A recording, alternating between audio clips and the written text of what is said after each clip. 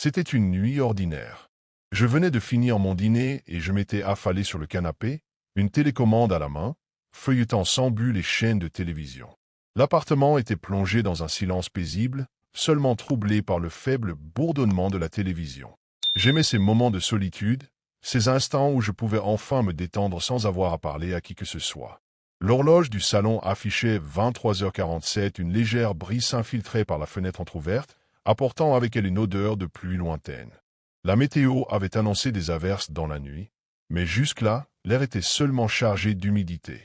Je laissais mon regard errer sur les murs de mon appartement, mes pensées flottant entre le film qui passait à l'écran et la fatigue qui commençait à alourdir mes paupières.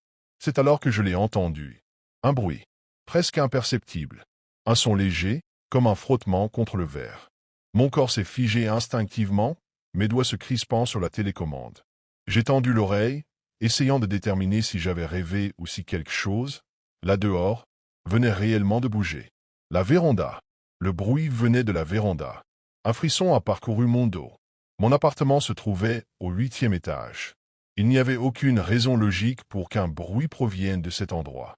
Me redressant lentement, je me suis tourné vers les grandes baies vitrées.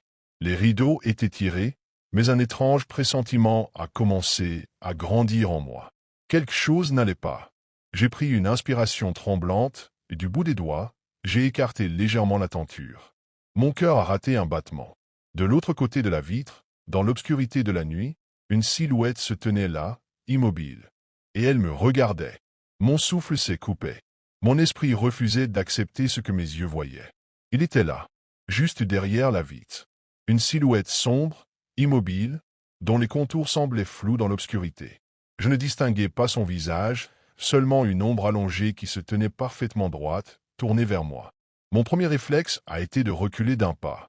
Mon cœur battait si fort que je pouvais presque l'entendre résonner dans la pièce. C'était impossible. Cet appartement était au 8e étage. Il n'y avait pas de balcon adjacent, pas d'échelle, pas d'accès.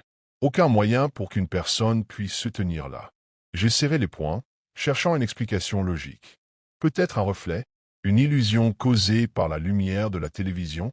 Lentement, je me suis approché de la vitre, mon corps tendu comme une corde prête à se rompre. L'ombre n'a pas bougé. Elle était là, figée, me regardant. J'ai voulu voir son visage. Savoir qui, ou quoi, se trouvait derrière cette vitre. Tremblant, j'ai avancé ma main pour tirer un peu plus le rideau. À cet instant précis, un frisson glacial a parcouru ma nuque, comme si une main invisible venait d'effleurer ma peau. Clignant des yeux, j'ai détourné mon regard une fraction de seconde. Et quand j'ai relevé la tête, la silhouette avait disparu. Mon corps entier s'est tendu. Mon souffle était court, mes oreilles bourdonnaient sous l'effet de l'adrénaline. Il n'y avait plus rien derrière la vitre. L'ombre avait disparu aussi vite qu'elle était apparue. Pendant un long moment, je suis resté figé, les yeux rivés sur la véranda, cherchant un mouvement, un signe, quelque chose qui puisse expliquer ce que je venais de voir. Mais il n'y avait que l'obscurité et mon propre reflet dans la vitre. Je me suis forcé à reculer, à prendre une grande inspiration. Peut-être que j'avais rêvé. La fatigue pouvait jouer des tours, et mon imagination, exacerbée par des films trop tardifs, avait sûrement déformé un simple jeu d'ombre. Mais alors que j'essayais de me convaincre que tout cela n'était qu'un effet d'optique, mon pied a heurté quelque chose d'humide. Un frisson m'a parcouru l'échine. J'ai lentement baissé les yeux vers le sol. Là, juste devant moi, s'étendait une série d'empreintes. Des marques sombres et irrégulières, comme si quelqu'un venait d'entrer, pieds nus et trempés. Les traces partaient de la vitre et avançaient en direction du centre du salon. Je n'ai pas bougé. Mon cœur battait à un rythme effréné, mes jambes semblaient incapables de me porter. J'étais seul. J'aurais dû être seul. Alors pourquoi avais-je la sensation oppressante que quelqu'un ou quelque chose se tenait maintenant juste derrière moi? Un courant d'air glacial a traversé la pièce, me donnant l'impression que quelque chose venait de passer tout près de moi. Mon souffle s'est accéléré et une sueur froide a perlé sur ma nuque. Je ne voulais pas me retourner. Tout mon instinct me hurlait de ne surtout pas bouger. Mais l'atmosphère avait changé. L'air était devenu plus lourd, chargé d'une odeur étrange, une odeur que je n'avais jamais sentie auparavant. Un mélange d'humidité stagnante et de quelque chose de plus âcre. Comme une croupie, restée prisonnière d'un endroit sombre et oublié depuis trop longtemps. Les lumières ont vacillé brusquement. Une ombre a glissé à la périphérie de mon champ de vision, fugace, trop rapide pour que je puisse en discerner les détails. Mon souffle s'est bloqué dans ma gorge. Quelque chose était ici, avec moi. Je me suis forcé à bouger, à faire un pas en arrière. Mais à cet instant, un bruit a résonné dans l'appartement. Un faible ploc suivi d'un autre, puis d'un troisième. Je n'ai pas eu besoin de baisser les yeux pour comprendre. Les empreintes humides, elles continuaient d'apparaître, une après l'autre, avançant vers moi. J'ai serré les dents pour ne pas crier. La pièce semblait s'être rétrécie autour de moi, me comprimant dans un étau invisible. Un murmure presque imperceptible a glissé à mon oreille, un souffle froid et moite. « Tu m'as vu ?» J'ai bondi en arrière, manquant de trébucher sur le tapis. Mon regard a parcouru la pièce, cherchant une issue, une explication. Mais il n'y avait personne. Seulement ces empreintes. Ces maudites empreintes. Et elles se dirigeaient maintenant vers le couloir. Vers ma chambre. Mon corps refusait de bouger. Mon esprit hurlait de fuir, de sortir d'ici, mais mes jambes semblaient clouées au sol. Je fixais le couloir plongé dans l'ombre, mon souffle court, mes muscles tendus à l'extrême. Les empreintes humides avançaient toujours, traçant un chemin irrégulier et silencieux sur le parquet. Elles menaient tout droit à ma chambre, dont la porte était restée entr'ouverte. Un bruit sourd est venu de l'intérieur. Comme un frôlement. Une présence. J'ai rassemblé tout mon courage et avancé d'un pas. Puis un autre. Chaque mouvement était une torture, un combat contre cette peur viscérale qui me paralysait. Mon cœur battait si fort que j'avais l'impression qu'il allait exploser. À mesure que je m'approchais, une étrange sensation s'est insinuée en moi. L'air semblait plus épais, chargé d'une pression oppressante. Mon appartement, mon propre refuge, m'était devenu hostile, comme si j'étais un intrus dans un lieu où je n'aurais jamais dû être. J'ai tendu la main vers la porte, mes doigts tremblants frôlant le bois froid. Elle s'est ouverte toute seule. Un souffle glacé m'a frappé de plein fouet. Et alors, je l'ai vue. Dans l'obscurité de ma chambre, une silhouette se tenait là, indistincte mais indéniablement présente. Une ombre déformée, aux contours flous, mais dont la seule certitude était cette chose abominable. Elle me regardait. Un bruit s'est échappé de ses lèvres. Un rire étranglé, sifflant, comme venu de sous l'eau. Puis elle a avancé. Et la porte s'est refermée sur moi. Une soirée tranquille. C'est tout ce que je voulais. Après une semaine épuisante, j'avais enfin une nuit pour moi, seul dans mon appartement. J'avais commandé à manger, enfilé mon pyjama préféré et allumé une petite lampe dans le salon. L'ambiance était douce, réconfortante. J'aimais ces moments où je pouvais enfin respirer, loin du bruit de la ville et des obligations quotidiennes. Mon appartement n'était pas très grand, mais il était parfait pour moi. Un 2 pièces au dernier étage d'un immeuble ancien, avec de grandes fenêtres qui donnaient sur la rue. Le genre d'endroit où l'on se sent en sécurité, protégé du reste du monde. Je me suis installé sur le canapé, une tasse de thé fumant entre les mains, et j'ai laissé mon esprit vagabonder en regardant distraitement un film à la télévision. Puis, le téléphone a sonné. J'ai sursauté légèrement, surprise par le bruit soudain. Il était déjà tard, et je n'attendais aucun appel. En fronçant les sourcils, j'ai attrapé mon portable posé sur la table basse. Un numéro inconnu s'affichait à l'écran. Je ne réponds jamais aux appels que je ne reconnais pas, alors j'ai laissé sonner. Après quelques secondes, le téléphone s'est tu. J'ai haussé les épaules et repris mon film. Rien d'anormal. Mais, à peine 2 minutes plus tard, la sonnerie a retenti de nouveau. Même numéro. Cette fois, j'ai hésité. Peut-être que c'était important. Une urgence. J'ai soupiré avant de décrocher et de porter lentement le téléphone à mon oreille. Silence. Pas un bruit, pas un souffle. Juste un vide pesant, étouffant. « Allô » ai-je murmuré, une légère nervosité dans la voix. Aucune réponse. J'ai attendu encore quelques secondes avant de raccrocher. Mon cœur battait un peu plus vite, mais je me suis convaincu que ce n'était rien. Un appel par erreur. Ça arrive. J'avais tort. Quelques minutes se sont écoulées. J'ai essayé de me concentrer sur mon film, mais mon esprit revenait sans cesse à cet appel étrange. Qui aurait pu essayer de me joindre à une heure pareille sans dire un mot? Peut-être un numéro automatique, une erreur. Rien d'inquiétant. Et pourtant, quand la sonnerie a retenti une nouvelle fois, un frisson glacé a parcouru ma nuque. J'ai baissé les yeux vers mon téléphone. Même numéro. Mon pouce a hésité au-dessus de l'écran. J'aurais pu laisser sonner, mais une part de moi voulait une réponse. J'ai inspiré profondément et décroché. Allô? Toujours ce même silence oppressant. Aucun bruit de fond, aucune respiration. Comme si quelqu'un était là, à l'autre bout du fil, et m'écoutait. J'ai raccroché brusquement, sentant mon cœur cogner contre ma poitrine. C'était peut-être une mauvaise blague. Une personne qui s'amusait à effrayer les gens au hasard. Mais alors pourquoi le téléphone a-t-il sonné une troisième fois, puis une quatrième? À chaque appel, j'ignorais l'écran qui s'illuminait, mais l'angoisse montait en moi comme une marée. Ce n'était plus une coïncidence. Quelqu'un voulait que je décroche. À la cinquième sonnerie, ma patience a cédé sous la pression. J'ai ouvert les paramètres et j'ai bloqué le numéro. L'écran a affiché un bref message confirmant l'action. Voilà, c'était réglé. Plus d'appel. Un soupir de soulagement a quitté mes lèvres. J'ai posé mon téléphone sur la table basse, pris une gorgée de thé maintenant froid et essayé de retrouver un semblant de calme. Puis une vibration a secoué mon téléphone. Un message. Mon sang s'est glacé lorsque j'ai lu les mots qui s'affichaient sur l'écran. Pourquoi tu m'as ignoré? Je te vois. Je suis resté figé, incapable de respirer.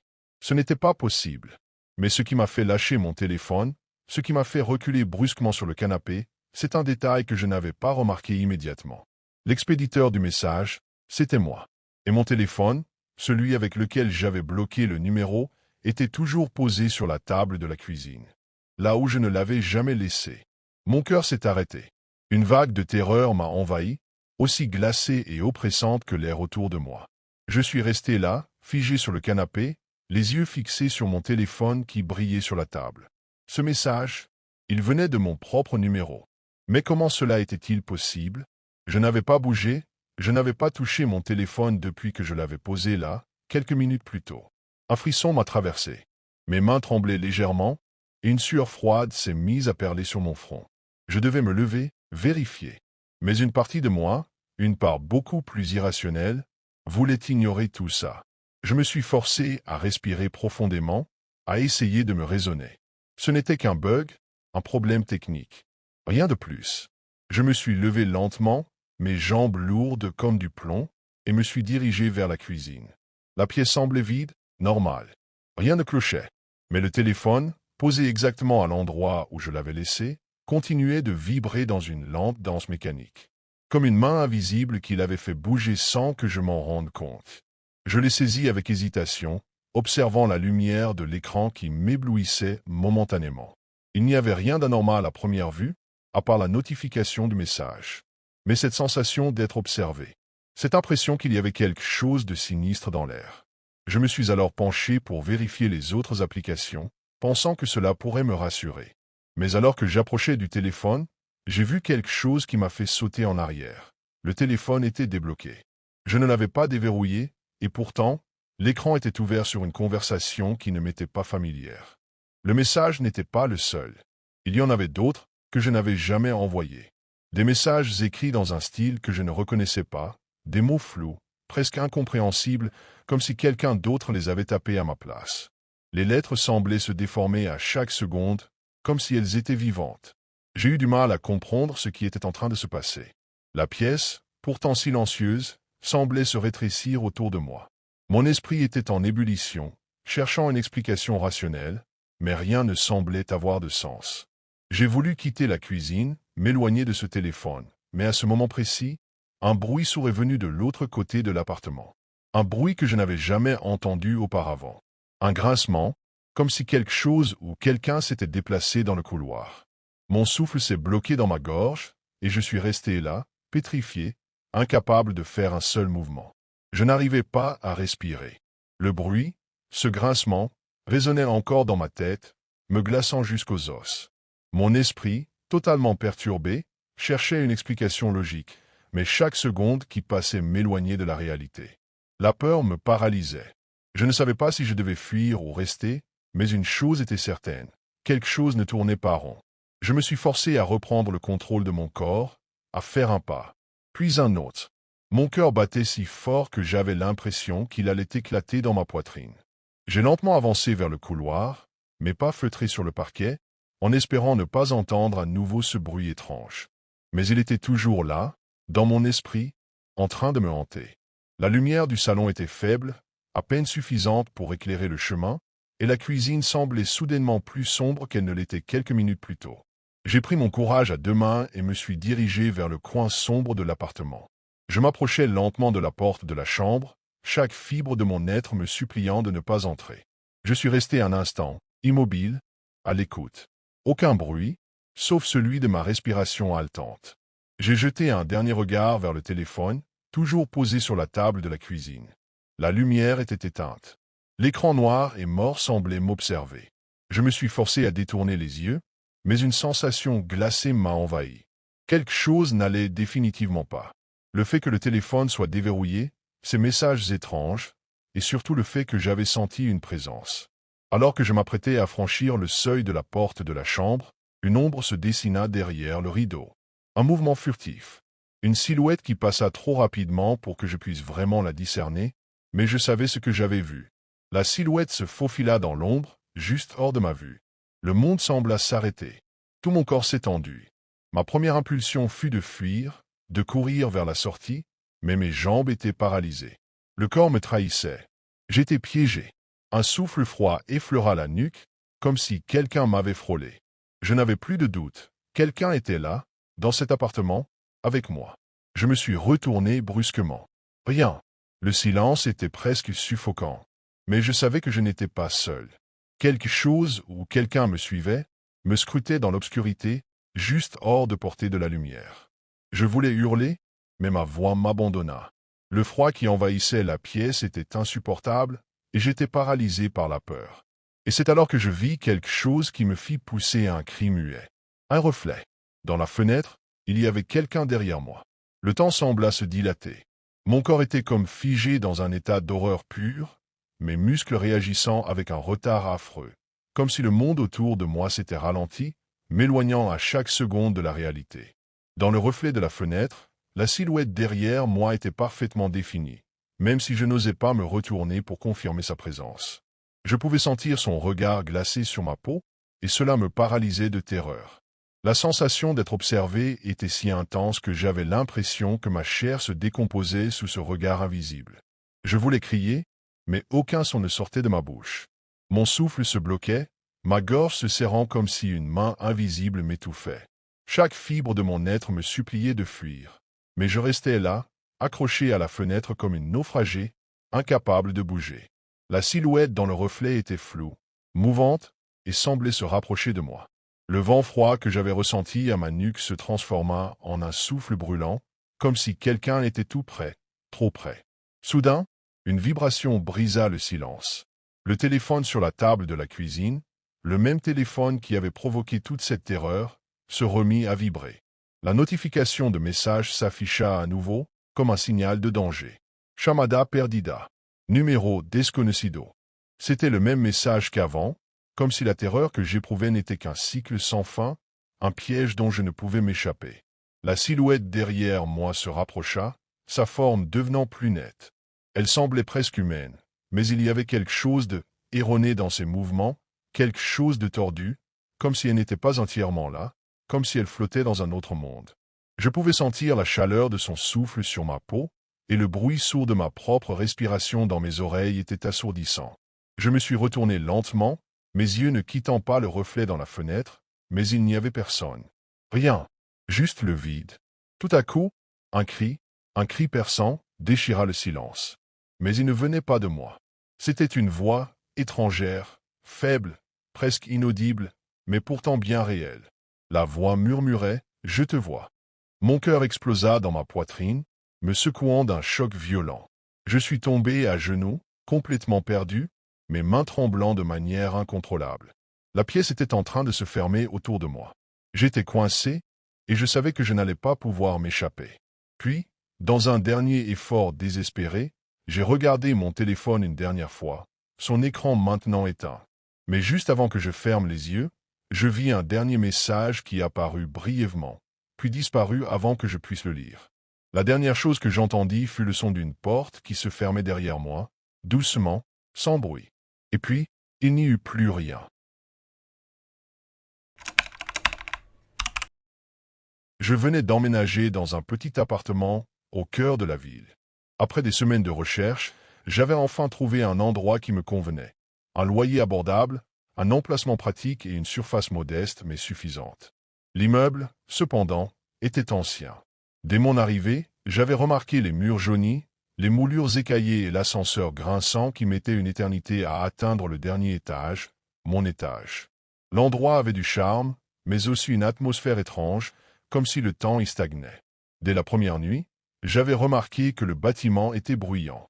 Les canalisations gémissaient derrière les murs, le bois du parquet craquait parfois sous un poids invisible, et de temps en temps, j'entendais des bruits survenant des autres appartements. Rien d'anormal pour un immeuble ancien, me disais-je. J'avais vécu dans des endroits bien pires. Le deuxième soir, alors que j'étais allongé dans mon lit, une étrange sensation m'avait traversé, comme si l'air était plus épais, plus lourd.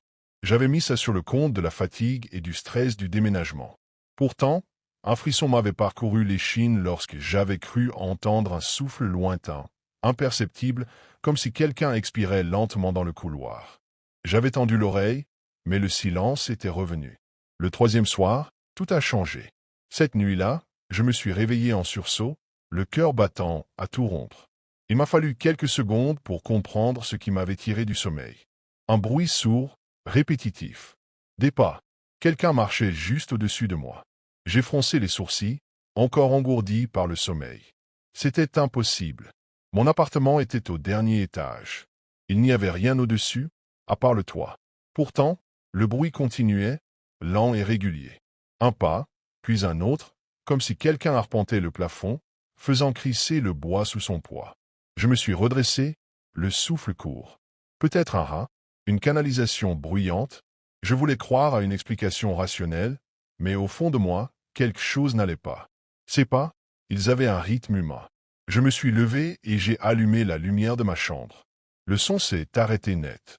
Le silence m'a oppressé instantanément. Je suis resté immobile, retenant mon souffle, les yeux fixés sur le plafond. Peut-être avais-je rêvé?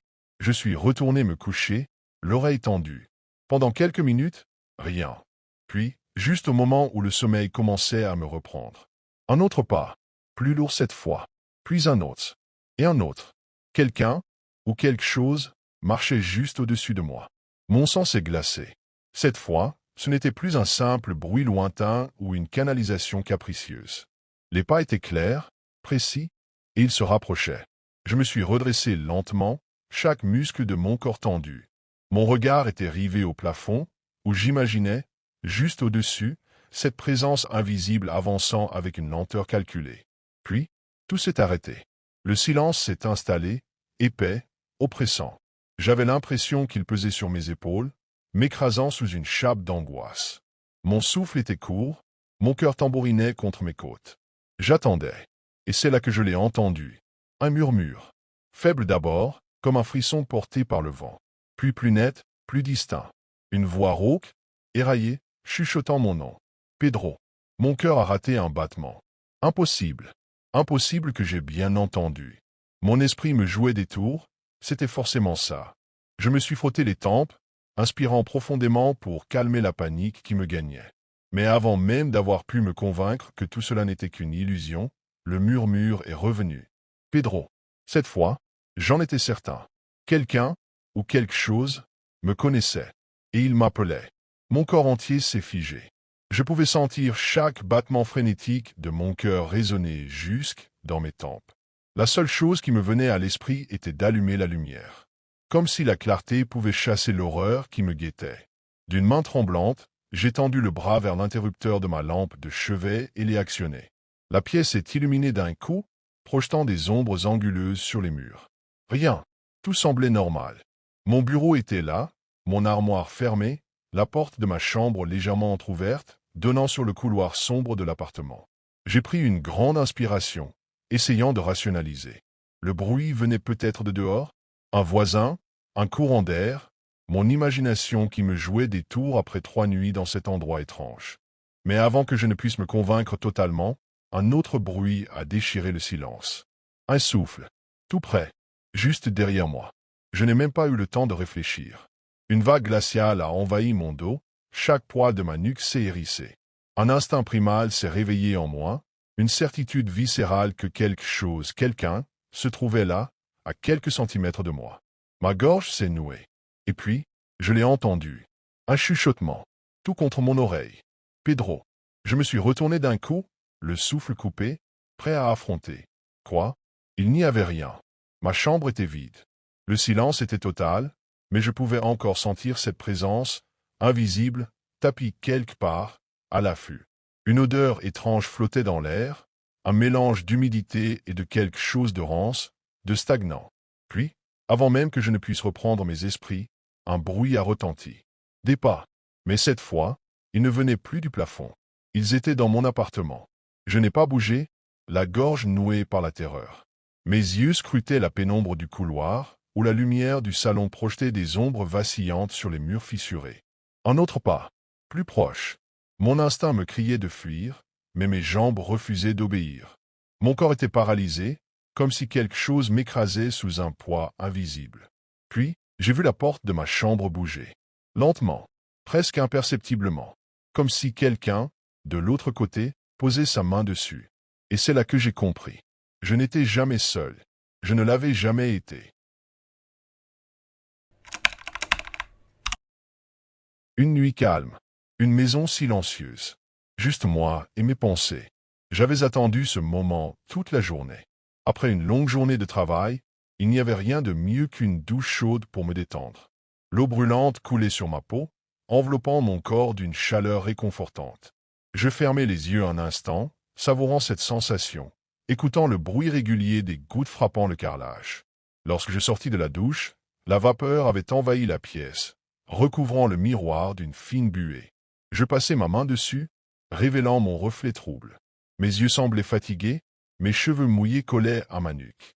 Je pris une serviette et l'enroulai autour de moi avant d'attraper mon sèche-cheveux. La maison était plongée dans un silence épais, presque oppressant. Je vivais ici depuis plusieurs années et pourtant, certaines nuits, ce silence me semblait trop profond, comme si quelque chose l'habitait. Je secouai la tête et sortis de la salle de bain. En traversant le couloir, je jetai un regard distrait vers le grand miroir accroché au mur. La lumière tamisée du salon reflétait une partie de la pièce, déformée par l'angle du verre. Je me postai devant, passant mes doigts dans mes cheveux, les démêlant doucement. Tout semblait normal. Du moins, jusqu'à ce que je bouge. Je fis un pas en avant. Mon reflet ne bougea pas. Mon cœur manqua un battement. Je clignai des yeux, croyant à une illusion. Mais non. Mon reflet restait figé, immobile, comme une photographie suspendue dans le verre. Une étrange sensation de froid glissa le long de ma colonne vertébrale. Peut-être était-ce un simple jeu de lumière, un retard de perception causé par la fatigue. Je tendis la main vers le miroir, hésitante, mes doigts tremblant légèrement. Mon reflet me regardait toujours, mais quelque chose n'allait pas. Son expression. Je fronçai les sourcils. Mes propres traits semblaient, figés d'une façon étrange, comme si l'image en face de moi appartenait à quelqu'un d'autre, une copie imparfaite. Je bougeai lentement ma main de gauche à droite. Cette fois, mon reflet suivit mon mouvement, mais avec une fraction de seconde de retard. La peur monta en moi, sourde, viscérale. Et c'est alors que cela arriva. Je clignai les yeux, et à ce moment précis, mon reflet sourit. Pas un sourire naturel, ni même un rictus nerveux. C'était un sourire large, grotesque, comme si les coins de sa bouche avaient été tirés trop loin, dévoilant des dents trop blanches, trop parfaites. Mon souffle se coupa. Puis, dans un bruit sec et tranchant, le miroir explosa en une pluie de verre. Les éclats de verre volèrent autour de moi, projetant des reflets tranchants sur les murs du couloir. Un cri s'étrangla dans ma gorge tandis que je levai instinctivement les bras pour me protéger. Quelques fragments coupèrent ma peau, des picotements brûlants parcourant mes avant-bras. Le silence tomba d'un coup, lourd, oppressant. Je restai figé, mon souffle court, le cœur battant à tout rompre. Le miroir était brisé. Mais ce n'était pas ce qui me terrifiait le plus. Quelque chose avait changé. L'air autour de moi semblait plus épais, chargé d'une présence invisible. La lumière tamisée du couloir paraissait différente, comme si elle vacillait sous une force imperceptible. Je déglutis avec difficulté, sentant un frisson glacial parcourir ma nuque. Je fis un pas en arrière, évitant les morceaux de verre dispersés sur le sol. Mon regard se porta instinctivement vers le mur où se trouvait le miroir. Ce que je vis me coupa le souffle. Là où aurait dû se trouver mon reflet brisé, il y avait encore une silhouette. Debout, de l'autre côté du cadre fissuré, Une version de moi-même me regardait fixement. Mais ce n'était pas juste un reflet. Ses yeux étaient plus sombres, presque noirs, et son sourire était toujours là. Figé, étiré, inhumain. Je reculai d'un autre pas. La silhouette fit de même, mais avec un infime retard. Un murmure, à peine perceptible, s'éleva dans l'air. Un souffle rauque, un mot indistinct. Je voulais courir, fuir, mais mes jambes restaient clouées au sol. Puis, derrière moi, un craquement retentit. Je n'étais plus seul. Un frisson glacé parcourut ma colonne vertébrale. Le craquement résonna une nouvelle fois, plus proche cette fois-ci. Derrière moi, quelque chose bougeait. Mon souffle était suspendu, mes muscles tendus, mais je n'osais pas me retourner. Tout en moi hurlait que si je regardais, si je confirmais ce qui se trouvait là, je ne reviendrais jamais en arrière. Mais alors, dans le miroir brisé, je vis ma propre silhouette, prisonnière de l'autre côté du verre. Mes mains étaient plaquées contre la surface fissurée, mes yeux remplis d'une terreur pure. C'était moi, mais de l'autre côté. Un vertige me saisit. Je secouai la tête, le cœur battant à un rythme effréné. Comment était-ce possible? Cours! La voix venait de mon reflet, de moi, de celle qui était derrière le miroir. Mon ventre se tordit de panique. Mon propre moi, emprisonné, me suppliait de fuir. Et c'est alors que je l'entendis respirer. Juste derrière moi. Un souffle lent, profond, si proche que je sentis son haleine glaciale effleurer ma peau. Dans un geste brusque, je pivotai enfin. Il y avait quelqu'un là. Ou plutôt, quelque chose. Une ombre immense, indistincte, s'élevait dans la pénombre du couloir. Sa silhouette était floue, mouvante, comme si elle n'appartenait pas tout à fait à ce monde. Mais ce que je vis en premier, c'était son sourire. Le même sourire que mon reflet. La chose leva lentement une main, décharnée, aux doigts trop longs. Je voulus crier, mais aucun son ne franchit mes lèvres. Et dans un mouvement fluide, elle s'avança vers moi. Je voulais courir, hurler, me débattre. Mais c'était comme si mon corps ne répondait plus. L'ombre s'approcha, ses mouvements étrangement lents, comme si elle savourait l'instant. Son sourire déformé ne disparaissait pas. Ses yeux, non, il n'y avait pas d'yeux, juste deux abysses noirs, béantes, qui semblaient vouloir m'engloutir. Ne la laisse pas te toucher. La voix venait encore du miroir. De moi, de celle qui était prisonnière. Je luttais contre la panique. Mon cœur battait si fort que j'avais l'impression qu'il allait éclater dans ma poitrine. L'air autour de moi était devenu lourd, presque irrespirable. L'ombre tendit sa main vers mon visage. Et elle me toucha. Un frisson glacial parcourut tout mon corps. J'eus l'impression que quelque chose tirait sur mon être, comme si mes os, ma peau, mon âme même étaient en train d'être arrachés de l'intérieur. Puis, tout bascula. Le monde s'effondra autour de moi. Je tombai, comme aspiré par un gouffre invisible. Une sensation de vertige m'envahit. Quand je rouvris les yeux, j'étais dans le miroir. Piégé. Je vis mon corps, toujours là, debout au milieu des éclats de verre. Mais ce n'était plus moi. C'était elle, la chose. Elle pencha légèrement la tête, me regardant avec un amusement pervers, avant d'effleurer son propre reflet du bout des doigts, comme pour s'assurer que j'étais bien enfermé. Puis, elle se détourna, passa une main dans mes cheveux comme si de rien n'était, et s'éloigna dans le couloir, marchant tranquillement dans ma maison. J'ouvris la bouche pour hurler. Mais aucun son ne sortit. J'étais coincé. Et elle était libre.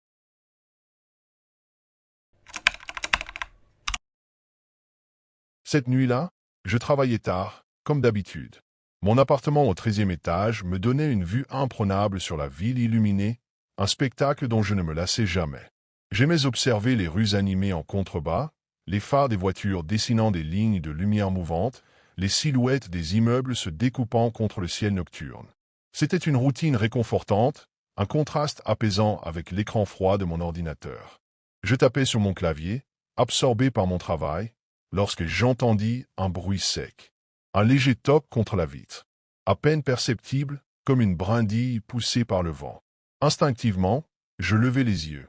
Mais dehors, il n'y avait que le vide et les lumières de la ville. Sans y prêter plus d'attention, je repris mon travail. Quelques minutes plus tard, le bruit se répéta. Cette fois-ci, c'était plus distinct. Un toc-toc-toc, espacé, précis. Comme si quelqu'un frappait. Je fronçai les sourcils, un frisson courant le long de ma nuque. C'était absurde. Je vivais au 13e étage. Il n'y avait pas de balcon, pas de rebord où quelqu'un aurait pu se tenir. Ce devait être une branche d'arbre, sauf qu'il n'y avait aucun arbre assez haut pour atteindre ma fenêtre. Peut-être un oiseau ou le vent. Je souris à ma propre nervosité et secouai la tête. Quelle idée ridicule. Les battements contre la vitre revinrent. 3 coups espacés, puis 3 autres. Un rythme précis, comme un code. Je m'arrêtai net, la main suspendue au-dessus du clavier. Cette fois, ce n'était plus un bruit accidentel. Ce n'était ni le vent ni un oiseau. Quelque chose, ou quelqu'un, voulait attirer mon attention. Mon cœur accéléra légèrement. Je me forçai à respirer calmement. Rationalise, Guilherme. Trouve une explication logique. Peut-être un échafaudage oublié après des travaux, mais non, je savais qu'il n'y en avait pas. Peut-être un jeu d'ombre, un reflet trompeur de l'intérieur de l'appartement. Le silence s'installa. Je ris nerveusement, secouant la tête. J'avais sûrement mal entendu. Fatigué, mon esprit me jouait des tours. Puis un bruit différent se fit entendre. Un glissement, un léger crissement contre le verre. Comme si quelque chose y traçait une ligne avec un ongle. Cette fois, je ne pus m'empêcher de frissonner. Mon regard resta rivé sur l'écran du moniteur, mes doigts figés sur le clavier. Je n'osais pas tourner la tête. Et si quelqu'un était réellement là, lentement, comme pris dans un cauchemar où chaque mouvement demande un effort surhumain, je tournai les yeux vers la fenêtre. Et c'est là que je le vis. Mon souffle se coupa net. Juste derrière la vitre, un visage me fixait. Pâle, inhumain. La peau était d'un blanc cireux, presque translucide sous la lueur des lampadaires. Les yeux, 2 orbites sombres et creuses, semblaient absorber la lumière. La bouche, fine et anormalement longue, s'étirait dans un sourire figé d'une manière qui ne ressemblait à rien de vivant. Je ne pouvais pas bouger. Mon corps entier s'était figé dans une immobilité glaciale, comme si le simple fait de détourner le regard pouvait réveiller quelque chose d'encore plus terrifiant. La chose pressa lentement ses doigts contre la vitre. De longs doigts osseux, presque décharnés. Ils glissèrent lentement vers le bas, laissant une fine traînée de condensation sur le verre, comme si la chose était froide. Terriblement froide. Je voulais crier, mais ma gorge était sèche. Mon esprit hurlait que c'était impossible. Je suis au 13e étage. Il n'y a pas de rebord, pas d'échelle, pas de corde. Rien qui puisse expliquer ça. Alors, comment ce visage était-il là, si proche du mien, séparé uniquement par une mince couche de verre? Et puis, lentement, la chose inclina la tête sur le côté, comme si elle me voyait vraiment pour la première fois, comme si elle me découvrait, comme si elle réfléchissait à ce qu'elle allait faire ensuite. Mon cœur battait à tout rompre dans ma poitrine, comme si j'allais m'évanouir à chaque seconde. Le temps semblait s'être suspendu, l'air devenant lourd, presque étouffant. Je n'osais plus bouger, à peine respirer. Je n'avais jamais ressenti une telle terreur, une peur pure et primitive, comme si chaque fibre de mon être était en alerte face à une menace incompréhensible. Je pris l'initiative de saisir mon téléphone, tremblant de manière incontrôlable, et j'essayai d'allumer la caméra. Le son du bruitage qui se produisait à chaque tentative de capter l'image ne faisait qu'accentuer la panique qui montait en moi. L'écran du téléphone commença à bugger, des lignes horizontales se formant sur le verre, comme si une interférence électrique se produisait juste autour de moi. Je tendis le bras, désespéré, pour essayer de filmer. Mais tout à coup, un bruit guttural, presque un gargouillement, se fit entendre de la part de la créature, un son qui venait du fond de sa gorge, comme si elle essayait de parler. Mais ces mots étaient inaudibles. Je clignai des yeux, incapable de comprendre ce qui venait de se produire.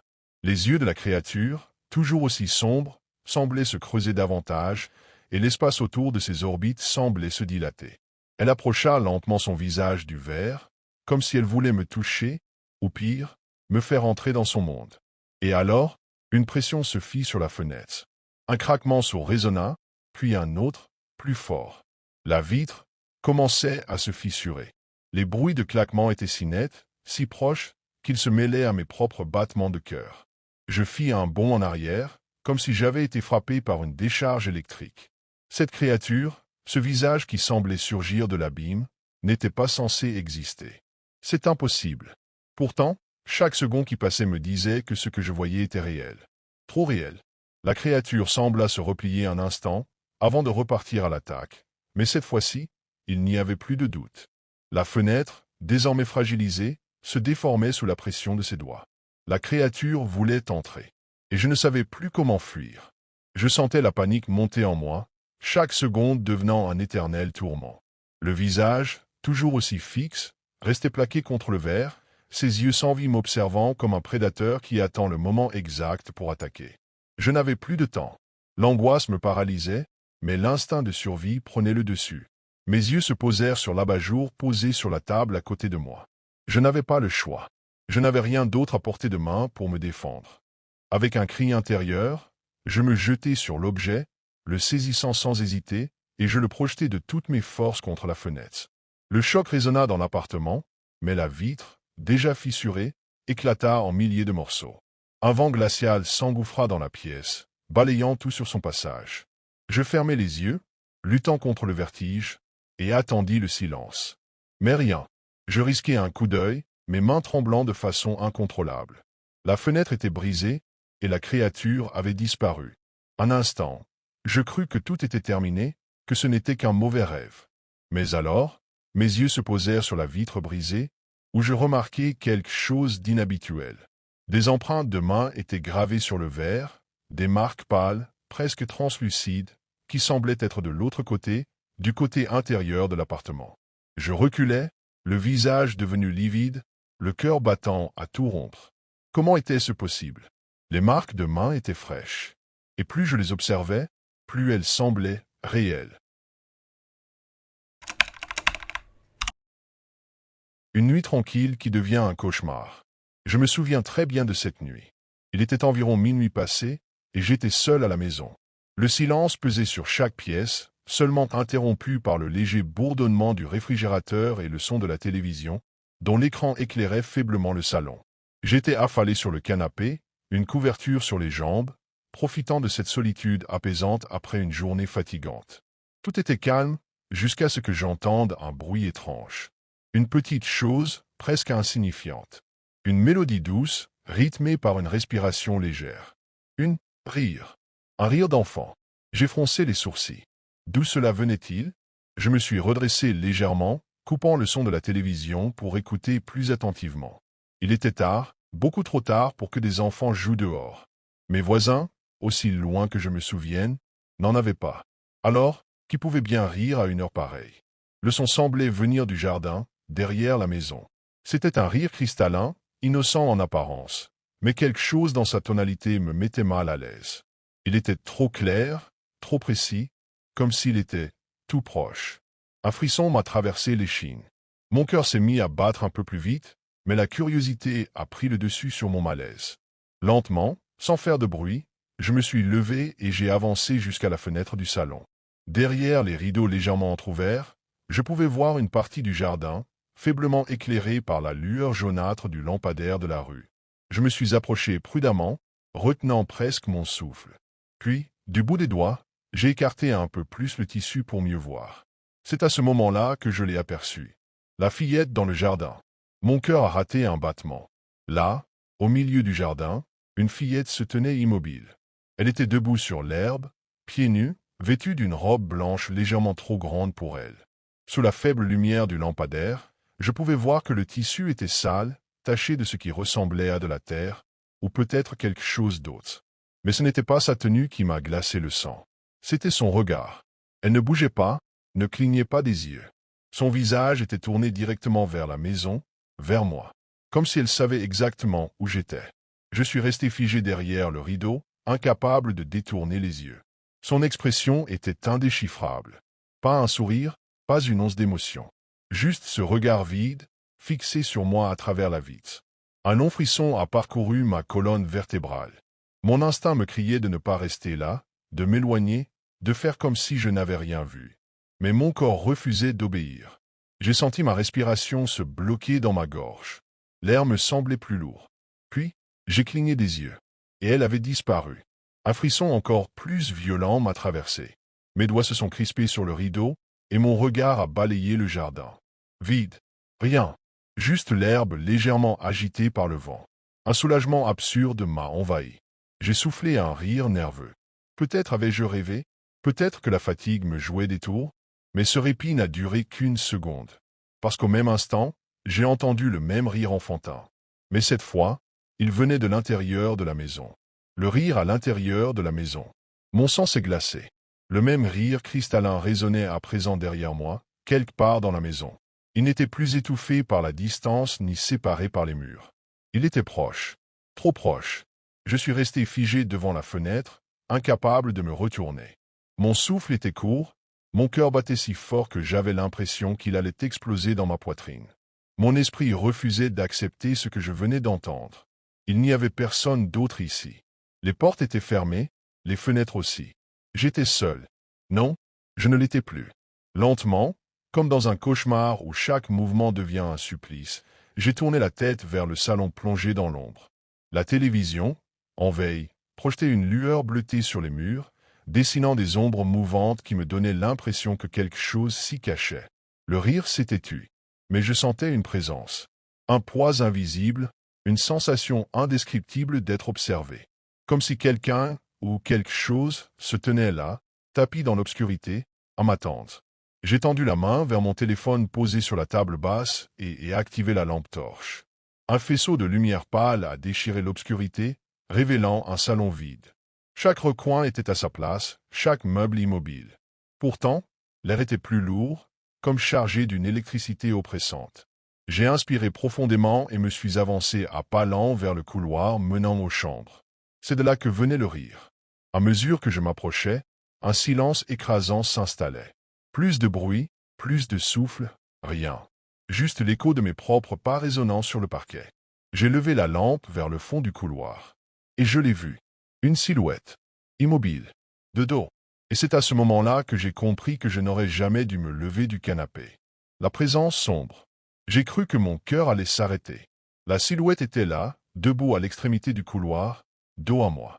Sous le halo tremblant de ma lampe torche, je pouvais distinguer une robe blanche froissée, des cheveux longs et emmêlés qui tombaient sur de fines épaules. La même fillette. Elle ne bougeait pas. Mon souffle était irrégulier, et une sueur glacée collait ma chemise à ma peau. J'aurais dû courir, sortir de la maison, fuir sans me retourner. Mais mon corps était paralysé par une terreur viscérale, une peur si profonde qu'elle semblait ancrée en moi comme une certitude. Il était déjà trop tard. Puis, lentement, la tête de la fillette a commencé à pivoter. D'abord légèrement, puis plus encore. Un craquement sec a brisé le silence. Son cou se tordait à un angle impossible, mais son corps, lui, restait parfaitement immobile. Mes doigts se sont crispés sur mon téléphone, et le faisceau de lumière a vacillé. Quand son visage a été complètement tourné vers moi, j'ai compris que ce n'était pas une enfant. Ses yeux étaient vides, d'un noir profond, sans pupilles, comme deux trous béants. Sa bouche s'est étirée dans un sourire grotesque, dévoilant des dents irrégulières et trop nombreuses. Un frisson incontrôlable m'a traversé. Puis, en un clignement d'yeux, elle n'était plus là. L'obscurité du couloir m'a englouti, et un murmure glacé a résonné juste derrière mon oreille. Tu m'as vu. Les lumières ont clignoté, puis tout est devenu noir. Le cauchemar devient réalité. L'obscurité m'a avalé. Je n'y voyais plus rien. La lampe torche de mon téléphone s'était éteinte au même instant où la maison était plongée dans le noir total. J'ai paniqué, appuyant frénétiquement sur l'écran, mais rien. Il ne répondait plus. Puis, j'ai entendu le rire. Non plus un, mais plusieurs. Des éclats enfantins, aigus, résonnant tout autour de moi, comme si la maison en était remplie.